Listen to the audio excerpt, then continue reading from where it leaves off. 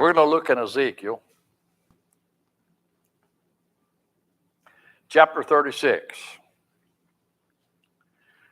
And we probably won't get finished with the chapter. But our subject tonight will be the regathering of Israel. I think we all know what Israel is. It's a very unique nation. It's unique in the fact that it's had nothing but turmoil throughout its history, as most nations have, of course. It was dissolved. God allowed it to happen. We'll study that. But it's a nation that God brought into being in the olden days before Christ went to the cross to be his earthly ambassadors among mankind. They weren't very faithful at the job, and God punished them for it. But in the day that you and I live, we see the regathering of Israel. And we'll talk more about that. But here in the book of Ezekiel, in chapter 36, many years ago, in fact, we're going back about 2,600 years ago, it was predicted that Israel would fall and lose their nationhood, but it's also predicted that they would be regathered and restored. And we see here in Ezekiel chapter 36 and verse 1. Here God is speaking to Ezekiel. And he says to him, "Also, thou son of man, prophesy unto the mountains of Israel, and say, Ye mountains of Israel, hear the word of the Lord." God is telling him to speak to the nation of Israel about something very important. And beginning with verse 2, we begin to see what that's all about. Verses 2 through 6 is a promise that Israel, after that it is taken down and loses its nationhood, will be later on restored. We see that it will be possessed by the enemies, and it has been since 70 AD, about 35 years after Christ went back into heaven. The Roman general Titus came into Jerusalem and destroyed the temple, that great temple that Herod had built, and never left one stone on another, and burned the city to the ground. And he dispersed the Jews, and they were not allowed to even live in that part of the country. He brought in people from other parts and expelled them from the promised land that God had promised Abraham. But there's a promise that they will be back. Verse 2, "Thus saith the Lord God, because the enemy has said against you, Aha, even the ancient high places of ours are in possession." We see here that if you go to Jerusalem today, you'll find that the Muslim religion and the Arabs and the Palestinians, they have a mosque built on the same rock that the temple was built on. right in the place where the temple was. Oh. And they did that on purpose.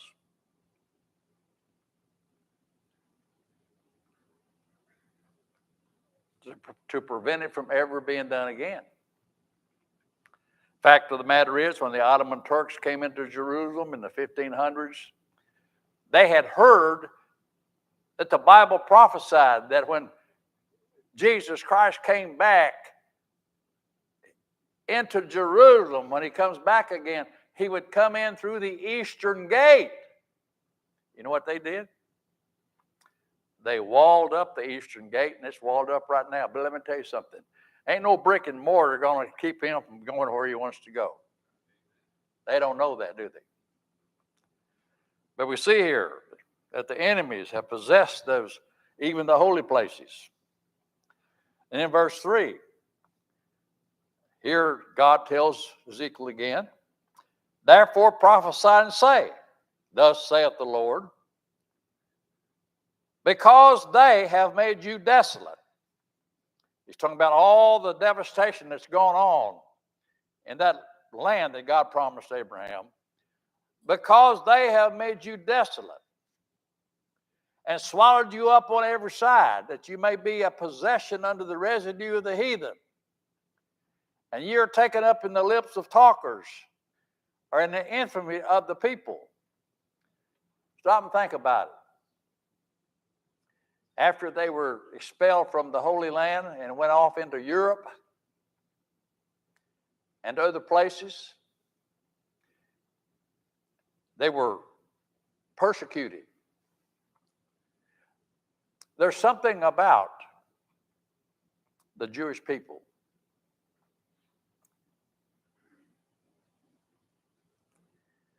They only make up about 9% of the population in that part of the country, and they make up about 80% of the scientists.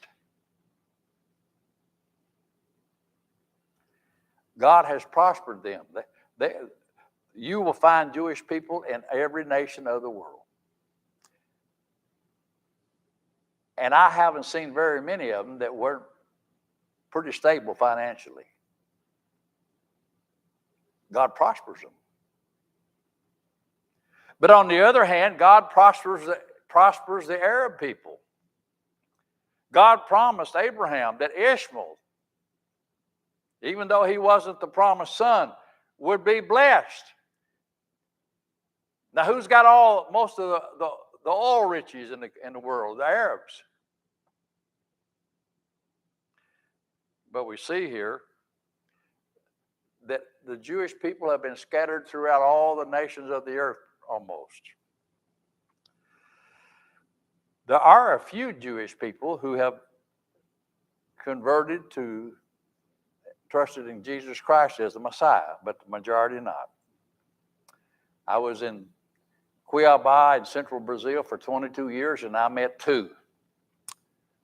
One was a younger man in his 30s that came from the southern part where there's a lot of Jewish people. And the other was a man and his wife that worked right behind the main postal office downtown. They had a little coffee shop. And this man had bright blue eyes. And where I was living, you didn't see many blue eyes. But he was a real good man. But we see that the Jewish people have been scattered throughout the earth, and in many cases they've been downgraded by people.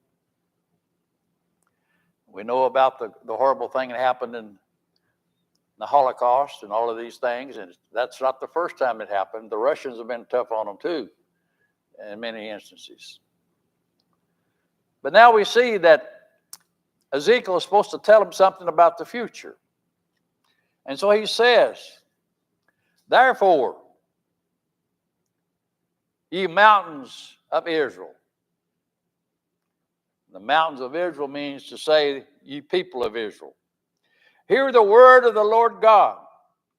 Thus saith the Lord God to the mountains and to the hills, to the rivers and to the valleys and to the desolate waste and to the cities that are forsaken, which became as prey and derision to the residue of the heathen that are round about, describing how the land looked after that it was devastated.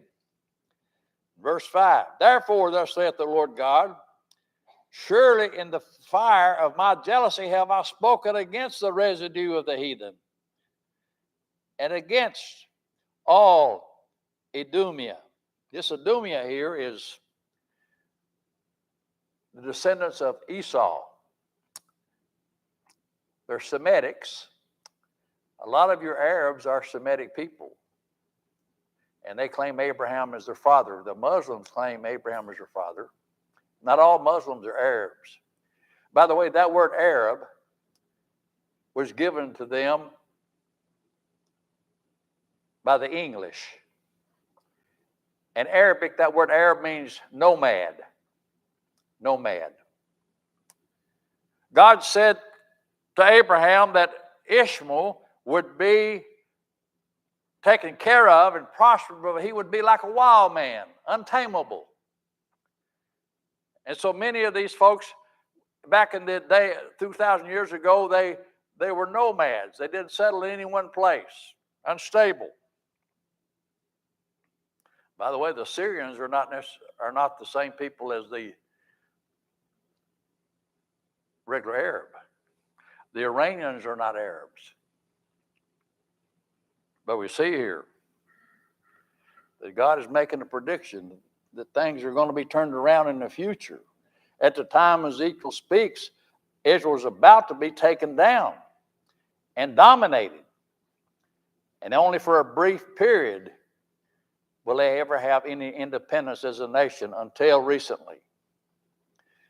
And therefore we see in verse 5 or verse 6, God tells Ezekiel, prophesy therefore concerning the land of Israel, and say unto the mountains and to the hills, to the rivers and to the valleys, thus saith the Lord God, behold, I have spoken in my jealousy and in my fury, because ye have borne the shame of the heathen.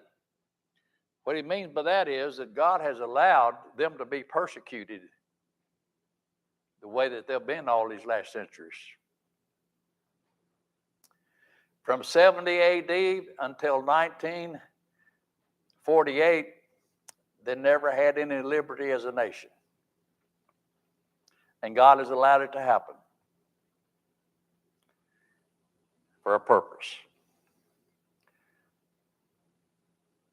You might ask, what's important to you and I today about what happened to Israel? I'll tell you what's important is, Israel is our time clock.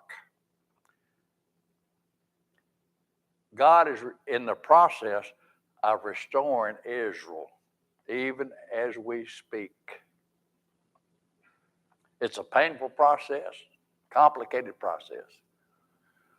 And there's no peace in that part of the country, and will not be until Christ comes back.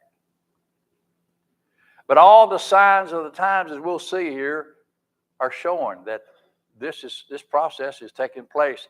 It was predicted 2,600 years ago, but it's taking place in my lifetime.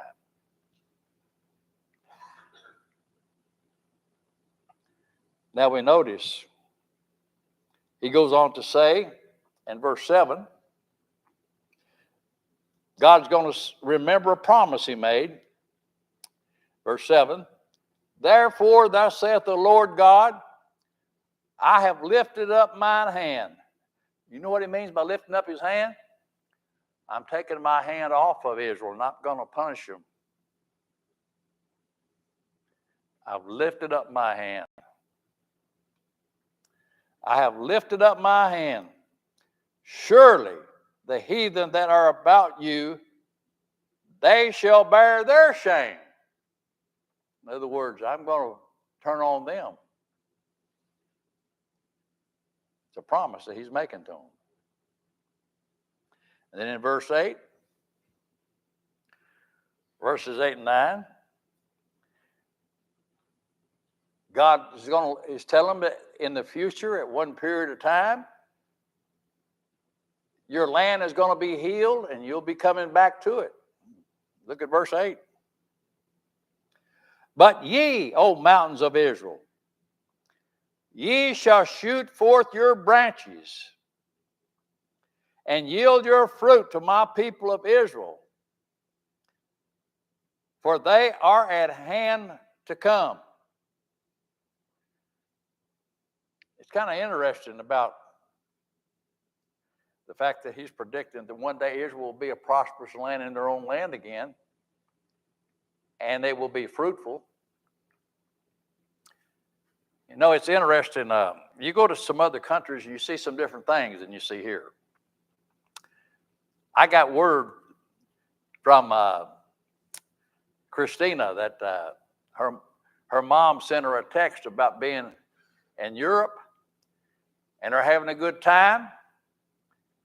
And they got into Paris, France, I believe it was yesterday. But there's one thing they haven't found in England or in France that they miss. You probably have no idea what it might be. A washcloth. They don't use washcloths. They use a sponge or a brush or take showers or whatever you might want to do. And they can't find a washcloth. Well, that's pretty tough on an American, isn't it? But when you go to Germany, like we've been several times in the last 20 years, and you go to a fruit stand, almost all the fruit is from Israel. Israel is the biggest exporter of fruit to Europe. On that tiny piece of land about the size of New Jersey. I wonder how that happened. Because God said it would happen when he reestablished that kingdom. Now, let's go a little further here. You notice me raising my glasses. I got new bifocals and I'm not getting used to them yet. Okay, now, verse 9. For behold, I am for you, and I will turn unto you, and ye shall be tilled and sown. In other words, I've never been to Israel, but I know a lot of folks that have. And they stand amazed at how they have built that land up. Until they got that land in 1948. In fact, they went back, some of them before that, at the turn of the century, a few. It was a wasteland. The folks that lived there, Arabs and others, they didn't do much with it. They herded sheep and they did a little this and a little of that, but they didn't develop the land. And the Israelis, when they got there and had the opportunity to have security, to plan and to take care of things, they began to do that. And they've learned all about this drip irrigation. When I first got to Brazil back in 1978, I met an Israeli agricultural specialist that was in Brazil. I was living in a part of Brazil that was almost semi-desert, and they were there to try to teach the Brazilians how to grow food in the desert. That's how good they are at that. And God has prospered them since they came back. And all of this points to one thing. There's other things that God has promised that's going to happen in Israel, and some of them are getting pretty close to happening. And a lot of them are bad things. There's a lot of horrible things going to happen in the land of Israel until Jesus comes back, and we'll talk about that. But we notice here in verse 10, not only will they prosper economically, and I will multiply men upon you, and all the house of Israel, even all of it. And the city shall be inhabited, and the way shall be builded. And I will multiply upon you man and beast, and they shall increase and bring fruit. And I will settle you after your old estates, and will do better unto you than at your beginnings. And you shall know that I am the Lord. Hey, that was a promise made a long time ago, and it's in the process of coming to pass. Because when God makes a promise, he keeps his promise. Then we get down to verse 12. He says, yea, I will cause men to walk upon you.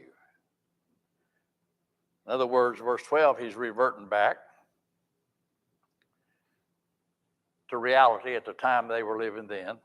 They were about to go into captivity and go centuries without any liberty as a nation. Verse 12. And I will cause men to walk upon you, even my people Israel, and they shall possess thee, and thou shalt be their inheritance, and thou shalt no more henceforth bereave them of men. Thus saith the Lord God, verse 13, because they say to you, thy land devourest up men, and hast bereaved thy nations. In other words, he's basically saying this: I'm going to allow the nations of the world to be an iron rod against you folks because of your unfaithfulness. But there are times coming. I'll punish them.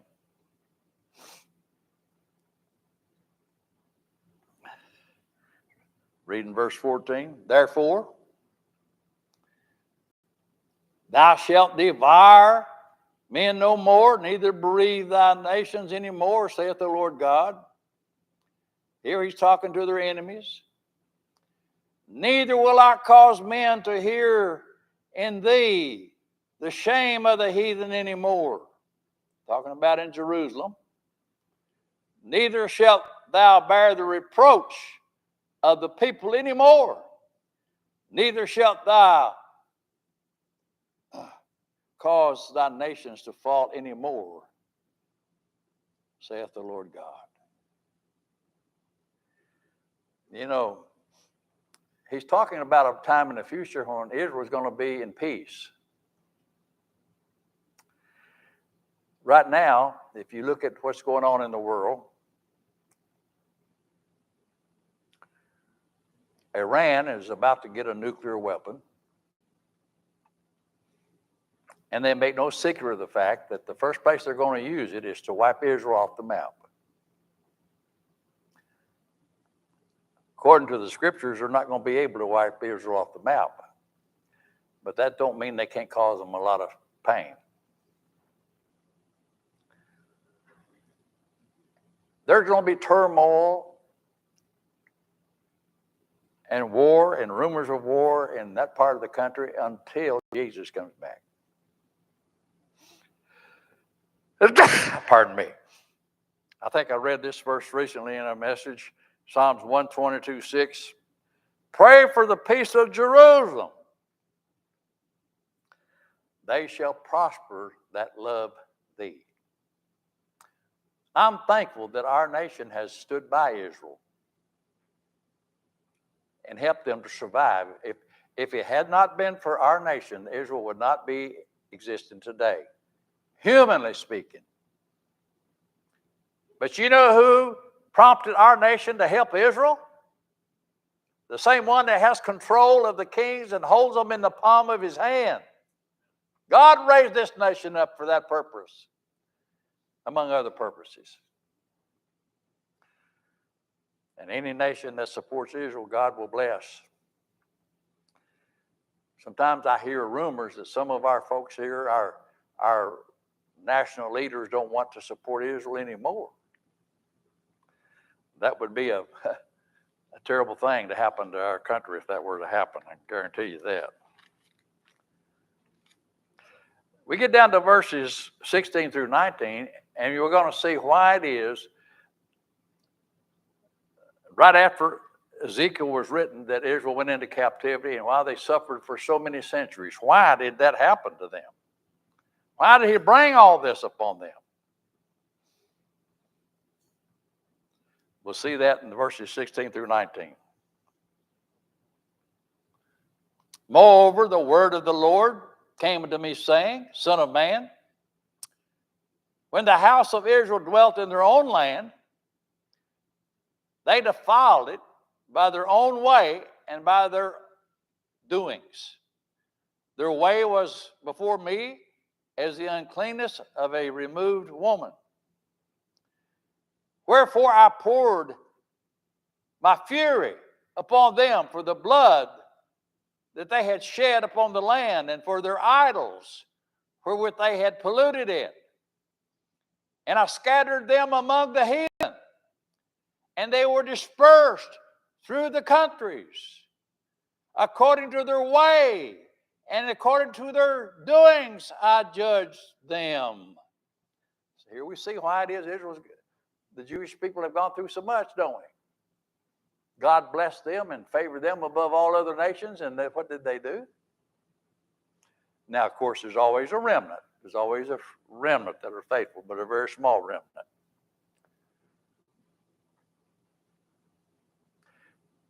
Back in Isaiah chapter 6, when God called Isaiah to preach, God told him there will be a remnant. You're going to go and you're going to preach, and the majority are going to reject your message, but there'll be a small remnant. God always maintains that small remnant. But the majority have been dispersed throughout the world and have never. A few Jewish people have been saved by God's grace, but not too many. So we see that. And then we see in verse 20, even after he took them out of their land and ran them off through all the countries of the world, for the most part, they didn't turn back to God for the most part. Verse 20. And when they entered into the heathen, or the heathen means the nations, Gentile nations, whither they went, they profaned my holy name when they said to them, These are the people of the Lord, and are gone forth out of his land. In other words, they shamed the fact that God had promised them that land. And they didn't act like they were God's people. Even after they were expelled from their country, they continued on in their ways. What did they deserve? They didn't deserve God's grace any more than you do. But God is showing his grace upon them as a nation even today.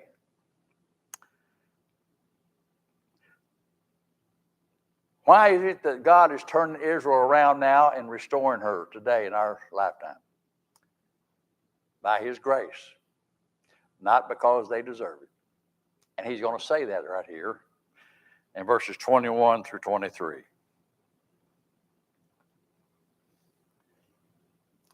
But I had pity for mine holy name, which the house of Israel has profaned among the heathen, whither they went.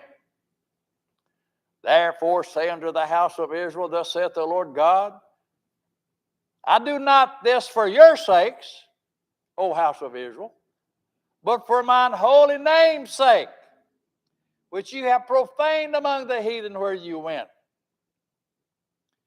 And I will sanctify my great name, which was profaned among the heathen, which ye have profaned in the midst of them, and the heathen shall know the Lord's,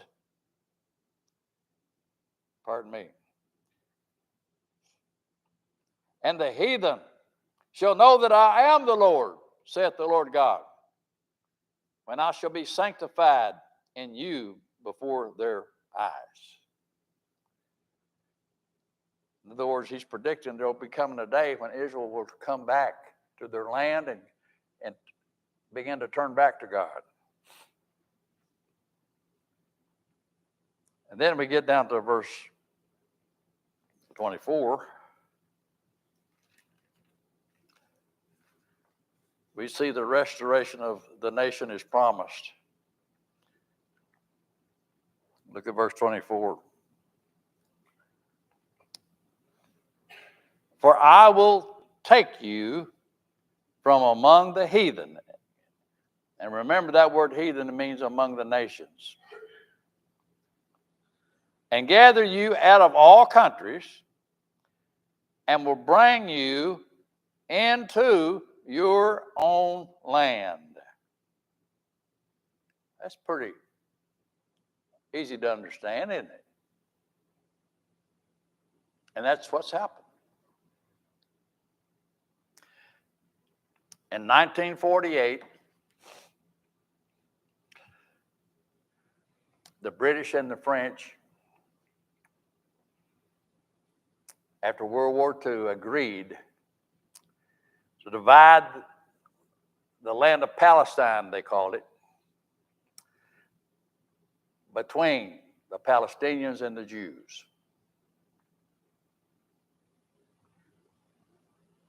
And when they did, the same day, Israel declared itself to be a nation.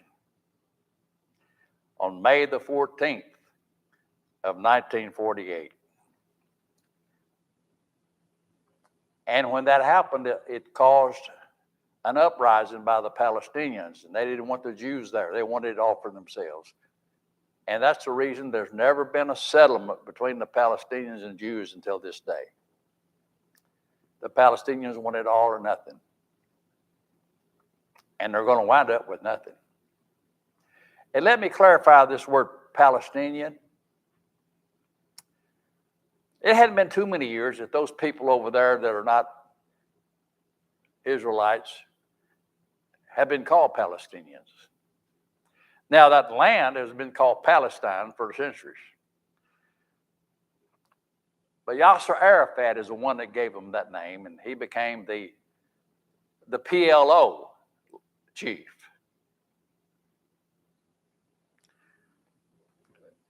And everybody thinks that Palestinians are Arabs. A lot of them are not. A lot of them are from Gaza, which pretty much is clear that they came from Greece to settle in Gaza many, many years ago on the coast.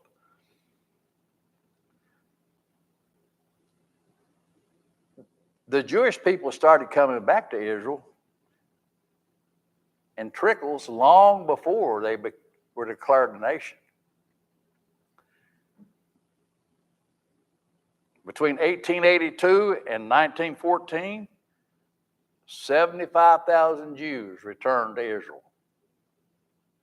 That was before World War I.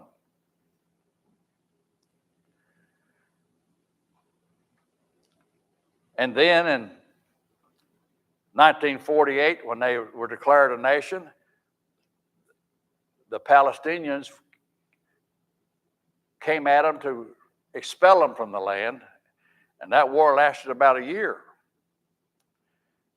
In 1949, after about a year, the British and the Americans negotiated a peace treaty. Israel gave up some of its land to them. And that went along pretty good for about 5 years.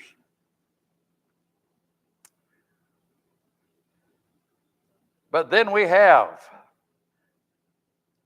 Egypt taking possession of the Suez Canal, which had been internationally recognized territory. And they were shutting Israel off from being able to export it in 1956. And Israel went down, and they, with the help of the British and the English, prevented that from happening. They were going to blockade that thing. The Egyptians. It would have hurt Israel as well as all other countries.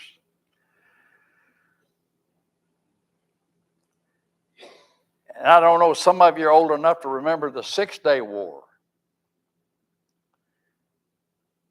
Whenever Syria and Egypt banded together to make a surprise attack on the Jewish nation.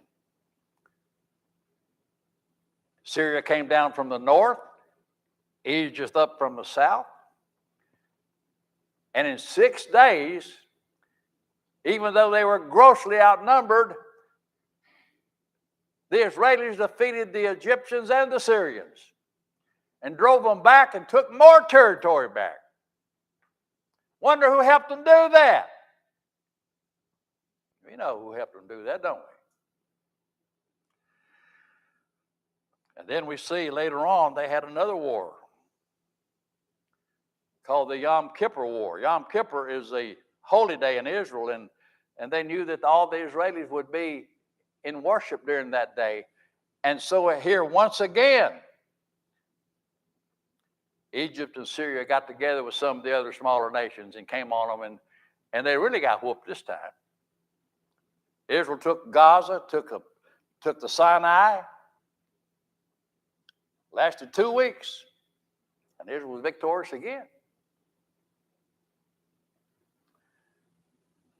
In 1982, Yasser Arafat, who was a leader of the Palestinians that was always trying to run the Jews out to the Mediterranean Sea and get rid of them, it got so hot for him that he went up into Lebanon, to Tripoli, set up his headquarters. He was causing a lot of trouble from there. You know what happened? Israel went into Lebanon and put him on a bus and sent him back down to Gaza. Expelled him from Lebanon.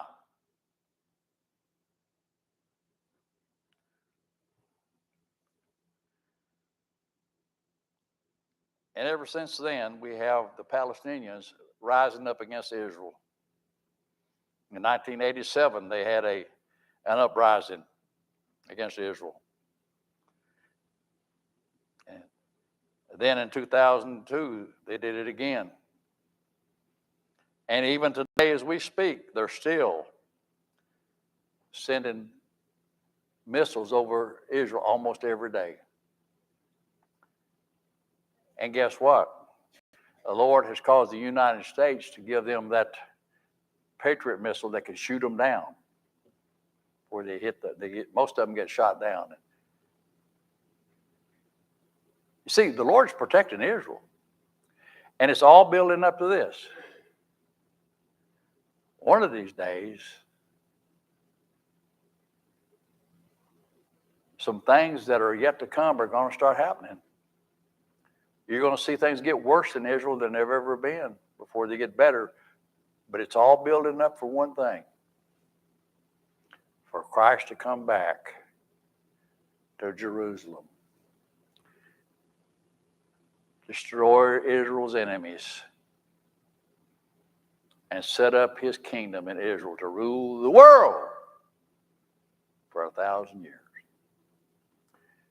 Everything's falling in place. What does that mean? It means this, that we need to be ready. You know, in our day, things happen fast. Things happen fast. The Lord could come very quickly. And are you ready? Will you be ready? The only way to be ready is through Jesus Christ. Trusting in him. Taking your place as a sinner and trusting in him. Even us saved folks, we need to be ready. I hope you'll find me faithful. May the Lord help us to be faithful and not become discouraged. Because we're living in a world that's really going to pot.